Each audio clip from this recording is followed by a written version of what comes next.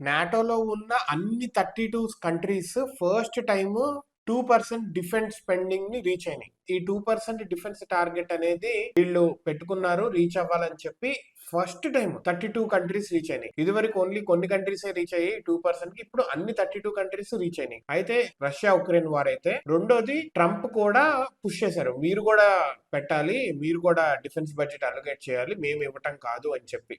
ఈ రెండు మేజర్ గా అయినాయి. దీంట్లో హైయెస్ట్ వచ్చి పోలాండ్ పెట్టింది. ఎందుకంటే పోలాండ్ 4.7% పెట్టింది, proximity to Belarus and Russia ఈ రెండిటికి బాగా దగ్గర. సో థ్రెట్ ఎక్కువ ఉంది కాబట్టి పెట్టింది. దాని తర్వాత లిథువానియా 5 to 6% కి నేను 2026 లో పెడతాను అని చెప్పారు. లాట్వియా ఏమో నెక్స్ట్ ఇయర్ కి 4% రీచ్ అవుతాను అండ్ 2028 కి 5% కి రీచ్ అవుతాము అని చెప్తున్నారు. ఈస్టర్న్ యూరోపియన్ కంట్రీస్ ఇవన్నీ. అయితే ఈస్టర్న్ యూరోపియన్ కంట్రీస్ ఎందుకంటే ఇవి కొంచెం రష్యాకి దగ్గరగా ఉండటంతో వీటికి భయం ఎక్కువ. అండ్ ఆబ్వియస్లీ కొంచెం ఆ కంట్రీస్ సార్వభౌమత్వం చూసుకోవాలి, సెక్యూరిటీ కూడా చూసుకోవాలి కాబట్టి they are spending more on their defence.